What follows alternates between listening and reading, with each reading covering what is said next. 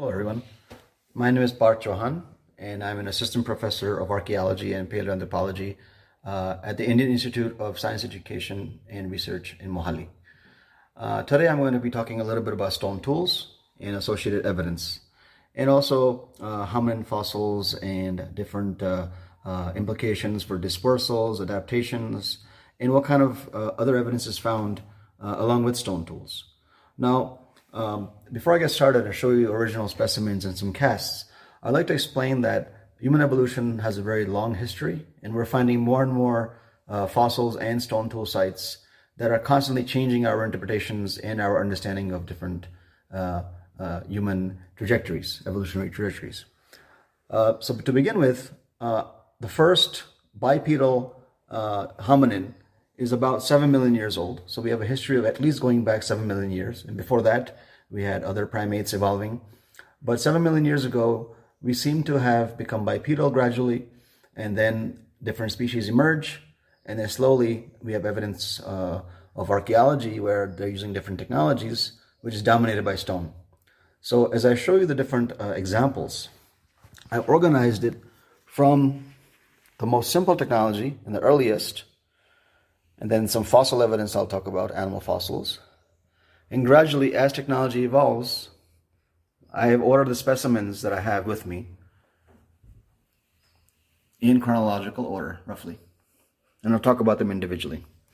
So at the moment, the earliest evidence we have of stone tools is about 3.3 million years old, and it's known as a Lomacquian. The only thing is that I don't have any Lomacquian specimens, but they're very similar to these specimens you see here, but larger. So Lomacquian is basically typologically like this, but size-wise like this. So much larger. So 3.3 million years ago, at the moment, we only have one site at Lomacqui in Kenya. And it is not associated with any human fossils, so we don't know who actually made them. But elsewhere in the region, at different locations at the same time period, they found evidence of Kenyanthropus platyops and Australopithecus afarensis. And some of you may know, afarensis is also known as Lucy, popularly known as Lucy. So here we have the next technology. These are casts, not original specimens. I have some originals also, which I'll show you later. So these casts belong to Oldowan technology. And this technology starts at around 2.6 million. At the moment, we don't have anything between 3.3 million and 2.6 million. But we do know that they were probably using other material. The reason it's called the Stone Age is because stone tools is a predominant material found and stone has survived. But we have to keep in mind that they were using bone tools, probably wood tools, and other material that did not get preserved or hard to recognize as tools when you excavate them or find them. In this case, we have simple flakes, we have cores, we have scrapers, sometimes choppers. So for heavy-duty tasks, they were using these things. And you can see here that they also have flake scars. So these are some cores, for example, where these kind of flakes were taken off. In this case, this is made on lava or the basaltic raw material. For example, we have rhyolite, dolerite, and then we have basalt. In this case, these are just casts of basalt artifacts. So we have simple technology, and at this time, what's happening is that they're found in floodplain environments and along lake margins. So different hominins were probably exploiting different environments at that time. And 2.6 million years ago, onwards, up to 1.7, 1.8, this technology continues. Another technology emerges, but this technology continues even much younger times in parts of Asia and Europe. But in Africa, it roughly ends around 1 million years ago, roughly. Now this is a cast of the oldest known artifact, possibly 2 million years old, from Pakistan, the site of Riwat. And this possibly suggests dispersals of this technology into Asia from Africa. Even though the oldest evidence we have at the moment is currently found in Africa, it belongs to different species. And what is also found with these stone tools are animal fossils. So when we excavate sites, we have different animal fossils found. Sometimes we have, for example, crocodile teeth found. Then we have elephant teeth found, or long bones, and then other kinds of animal bones. This is also long bone. So we have teeth, sometimes entire crania, sometimes just fragmentary fossils. And of course, we also find human fossils as well. But it's very rare to find human fossils and stone tools in the same deposits. And then what's happening at around 1.7 million or 1.8 million, there's a change in technology. It goes from the use of small flakes in small cores and just marginal flaking. And these tools are used mostly for cutting vegetation, butchering for meat, breaking bones open. For example, this bone here would be broken open by taking this cobble or chopper, for example, or even a core fragment, and then smashing it here in the center of the long bone to get to the marrow inside, because most long bones have marrow this size. A lot of protein in the marrow. So there's a rapid change in technology around 1.8 million. What emerges is the use of large flakes. So these are basically large flakes. Again, 2 casts and an original specimen made on quartzite. And these are also, again, casts of basalt artifacts, again from Africa. So change from the use of small flakes like this size, then going straight to large flakes. So you can see a huge difference in flake size here. So their tasks have changed, adaptations have changed, and what they're going for is basically more systematic butchery. So there's evidence of hunting, for example. And then we have emergence of hand axes along with the cleavers. So there's a change in not only the size of the artifacts, but also a change in the way these were used. So for more butchery, more exploitation of different resources, and exploiting larger rocks, not just small rocks. And this is also kind of coinciding with the emergence of Homo erectus maybe around 1.8 million, 2 million years ago. But the technology emerges suddenly, just like the older one here. 2.6 million years ago, it emerges suddenly. And this evidence shows possible scavenging behavior. The hominins at this time, 2.6 million onwards, were scavenging. And gradually, as this technology emerges, which is called Acheulean, around 1.8 million, is clear evidence of possibly increase in hunting. So there's a transition from scavenging to hunting between 2 million years ago and about 1.5 million years ago. It's a gradual process, and hunting increases more and more. These tools were not used for hunting. These tools were used after hunting, for cutting open meat, for example, breaking open bones, cutting out the animal skin to make hide, for example, for surviving in the cold glacial environments. So from 1.8 million years onwards, we have a few sites with this technology. Older one continues at some sites in Africa, but it leaves Africa around 2.2 million, maybe 2.3, because it reaches China by that time. So older one reaches China by 2.1, 2.2 million. And then we have emergence of Acheulean at 1.8. So here we have cleavers. You can think of these as axes, basically, without handles. For chopping wood, for example, for scraping the bark of a tree, cutting things, slicing things. And then we have very famous, very well-known artifact called hand axe.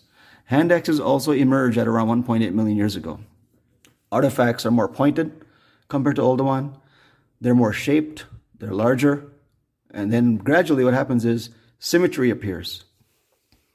So in the early Acheulean, we have hand axes that are very large and thick and not very well refined and not very symmetrical. But we also have hand axes of different sizes at this time. They're used for different functions. Sometimes hand axes were used for a long time, and they would become smaller over time. So we have this change in technology around 1.8 million, a different adaptation, and it's very, very significant and very rapid. And by 1.5 million, this technology reaches India, maybe even earlier. So it leaves Africa before 1.5 million, reaches South India by that time, and then we have these technologies emerging at different places, including China and Korea. So there's widespread dispersal and possibly even new innovation of Acheulean technology. So as you can see, these are casts again. It has large flake scars. They're thick. The flake scars are large. And at this stage, these tools are used in different ways. They're for cutting, for chopping, for scraping, for slicing, and even this can be held for digging. You can see the point. So multi-purpose tool. And the best part about this tool is also it can act as a core. So if a small flake of this size is required, it can be struck off the hand axe. Of course, it will compromise the mass, but you'll have another flake to use if you need it for light-duty tasks. Because hand axe cannot be used for light-duty tasks unless they're very small. So gradually what happens is there's a change within the Acheulean. There's not much change in Oldowan from 2.6 million to 1.8 million, but there is change in the Acheulean from 1.8 million onwards. What happens in the Acheulean is that the artifacts become slightly more refined, more symmetrical. Like for example, here we have a hand axe that is very, very symmetrical, very thin and refined. And this is an original specimen from Narmada Valley. So this shows it's probably about 500,000 years old. And it shows how well made it was. And at this stage, around 1 million years onwards, the hand axes and cleavers become more refined, they become thinner, and then we have this specimen here. You can see the most refinement in this specimen. This is a cast of a Mousterian hand axe from France. The Mousterian hand axes were made by Neanderthals. So different species in the past made different technologies. And sometimes different species made the same technology. And sometimes one species in different parts of the world made different technologies. So we have this refinement emerging, shows evidence in manual dexterity, mental template, increase in brain size, and different adaptations. And gradually what happens is it leads to the next phase. So we have Lomekwian, Oldowan, and Acheulean belonging to the lower Paleolithic, and then we have the emergence of Middle Paleolithic. Here we have a flake and a core belonging to, this is an experimental specimen belonging to the Middle Paleolithic, and this is basically Levallois technology or prepared core technology, which emerges in the late Acheulean. So early Acheulean, the bifaces or hand axes and cleavers are very crude, but as time progresses, they become more and more refined, and as you can see, they're thinner, they're more symmetrical, they're more refined, and these were made, again, by using different kinds of techniques. The older one and early Acheulean were mostly made by using hard hammers on the artifacts, on the cores, but these refined specimens, they use soft hammers to make them thinner and take off long flakes across the entire mass of the specimen. And that's when the prepared core technology emerges. So we have preparing the core and flaking all around the entire circumference. And then the final blow, after preparing the platform, leads to the emergence of Levallois technology. So this is a Levallois flake, different from a non-prepared core flake, different from Oldowan flake. It's a little bit curved, and the most important thing about this technology is that almost the entire circumference of the flake is sharp. And gradually, they also started making them in such a way, preparing the cores in such a way that the final end product will be triangular, it will be pointed. And this is the time around 500,000 years ago, or 400,000 years ago, we have the emergence of hafting technology. So stone tools were hafted onto wooden handles to make spears for hunting purposes.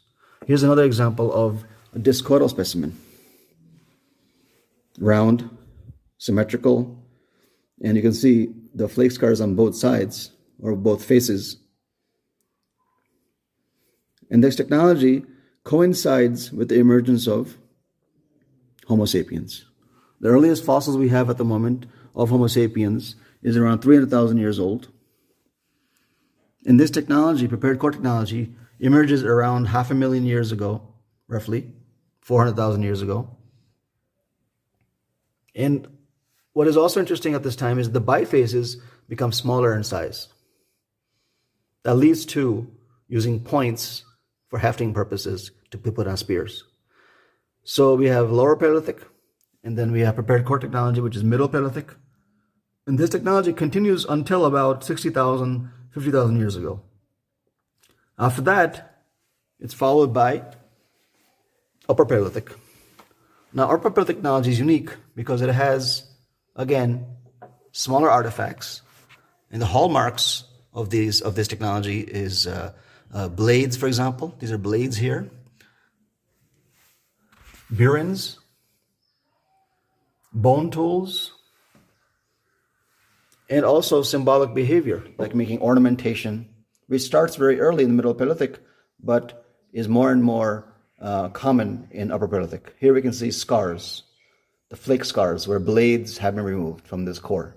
So this core is conical. This is the platform where it was struck, and then we have different scars showing evidence of napping. This is again experimental specimen. To get long blades, as you can see, for parallel working edges. And these can be turned into points, it can be turned into burins, it can be turned into scrapers, any kind of different tools required. So heavy duty tools like hand axes, for example, disappear. Okay, large choppers, they continue, but more and more sites have refined tools. Cleavers disappear. Most of these bifaces disappear and they turn into gradually points. So in the end of the Middle Paleolithic and Upper Paleolithic, we have points. These are again experimental, just to show you typology and technology. You can see refinement, you can see symmetry, and then gradually spear technology, which starts out as only wooden spears, goes to wooden spears with stone points, and then this technology leads to tinier points, and then that leads to bows and arrows. So we have spear throwers being invented, bows and arrows being invented in the Upper Paleolithic onwards. So the stone tools continue becoming smaller. And Upper Paleolithic technology is the first technology which is exclusively associated with Homo sapiens. Middle Paleolithic was being used by different hominin species, including Homo sapiens, Neanderthals, Denisovans, and many, many others that were probably not found yet.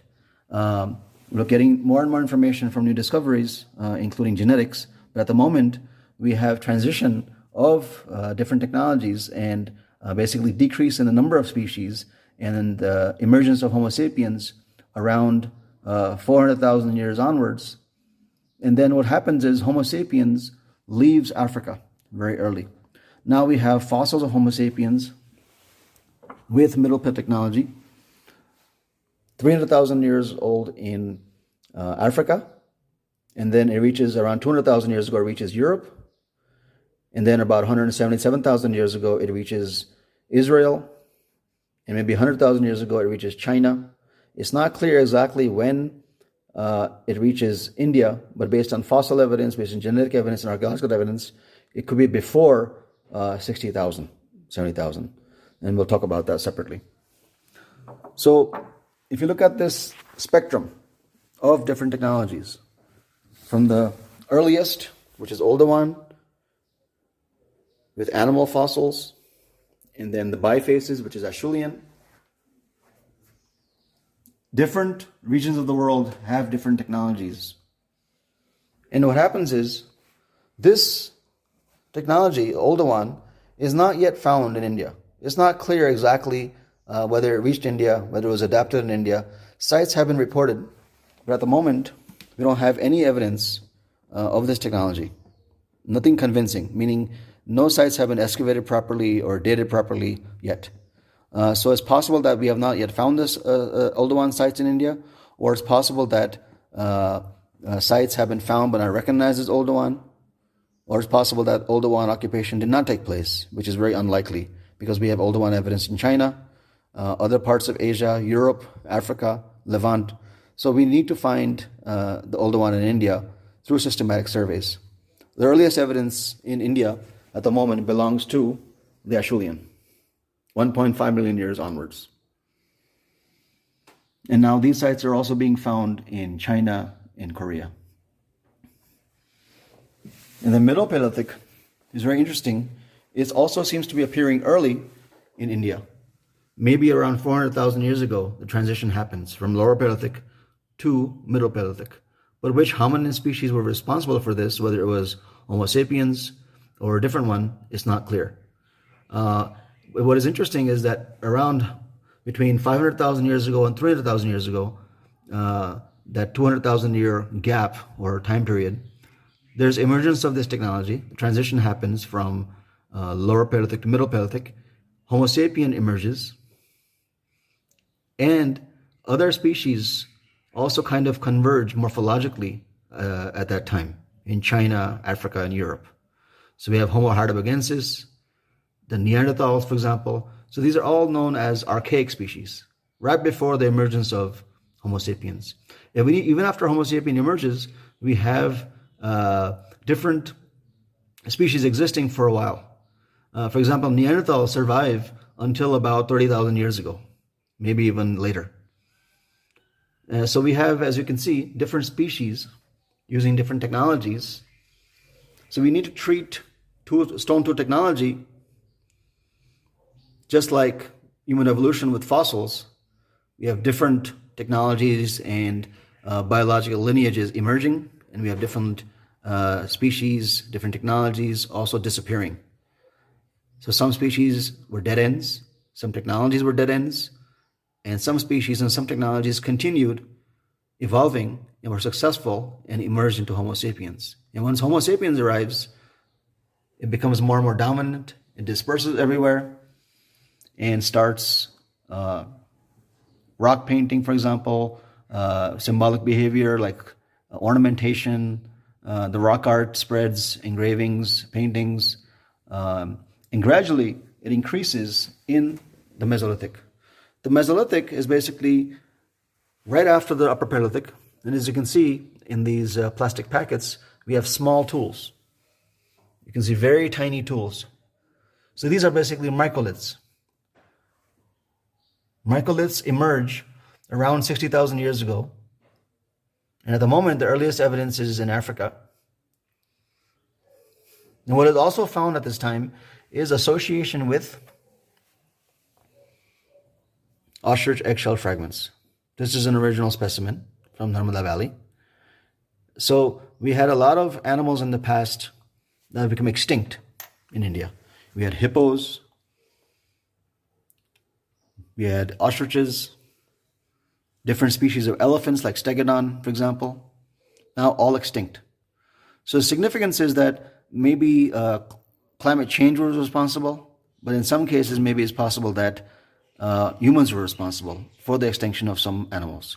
For example, we have evidence of the arrival of ostriches around 60,000 years ago, 65,000 years ago into India. But at that time, it was dominated by Middle Paleolithic and Upper Paleolithic assemblages. And it's possible that the Microlithic technology emerged at the same time as ostriches entered India. Maybe the humans are following the same environment, but it's clear that ostrich eggshells are being used as water containers, for symbolic behavior. For example, they're being engraved. And also, these specimens were being made into beads. So ornamentation was also adopted. So if these eggs were targeted, it could have affected ostrich populations. And what is also emerging around 60,000 years ago is cave painting. So before that, we have engravings of small rocks. We have drawings. We have just emergence of different symbolic behaviors like long-distance raw material transport, exploitation of minerals like ochre, and then gradually rock art emerges. And it's possible that rock art is very ancient, but we have not been able to identify it before 50,000 years ago, or even date it properly, because it's very challenging. We have different techniques and it's not clear. So these tools, as you can see, they're very similar to the blades. So upper Paleolithic blades become smaller and turn into bladelets or microblades. And then we have trapezes, we have lunates, different raw materials were used, especially fine raw materials.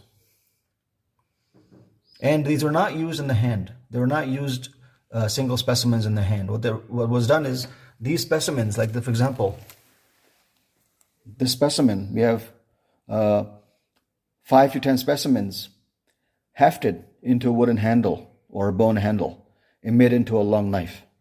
So this is a composite technology, emergence of composite technology, and possibly for cutting purposes, for skinning, defleshing, for piercing, making leather, many different purposes. So what's happening is basically technology again becomes smaller. So Acheulean onwards, it becomes smaller. Before the Acheulean, we have Oldowan and Lomekwian. There were different sizes but similar morphology. But after Acheulean, the technology becomes steadily smaller. And these were also made into arrowheads. Small points were hafted onto shafts to make arrows. So these are made on quartz, on chalcedony, on jasper, agate, different types of very fine siliceous raw materials. So basically, the coarse grain rocks like quartzite, granite, all the basalt rocks, all the different coarse grained, very rough rocks are abandoned. At this time, they're only making very small, refined tools. So this shows that there's again a change in technology. It's not clear why different technologies emerged.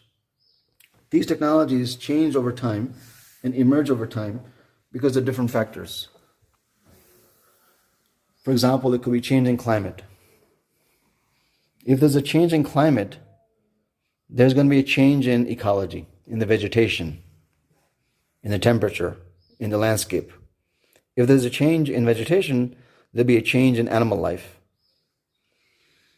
So maybe they were using spears or in points for killing large mammals. And if there was a change in climate and ecology, the large mammal population either dispersed or became extinct, and then was dominated by small mammals, and that led to a change in technology, and they're using bows and arrows. So spear technology changing to bow and arrow technology because of change in environment. This is possible to link at some sites. And at some sites, even though there was a change in environment, there was no change in technology. They continue using the same tools. So as you can see, we have Oldowan, we have Acheulean, then we have the Middle Paleolithic, then we have the Upper Paleolithic, and then we have the Microlithic. And the Microlithic technology continues evolving, becoming more and more refined. Human burials emerge. Rock art increases. There's more symbolic behavior. And gradually what happens is these older technologies disappear, although they're sometimes recycled by younger hominin populations. And then the Mesolithic leads to Neolithic, New Stone Age. And that is the beginning of agriculture, of pastoralism, of domestication of animals and plants, beginning of villages, sedentary life. And stone technology continues, but the Stone Age more or less ends with the Neolithic. So from 3.3 million years onwards, up to about 7,000 years ago, we have continuous Stone Age sequence around the world. And then gradually that's followed by the Bronze Age, and then by the Iron Age.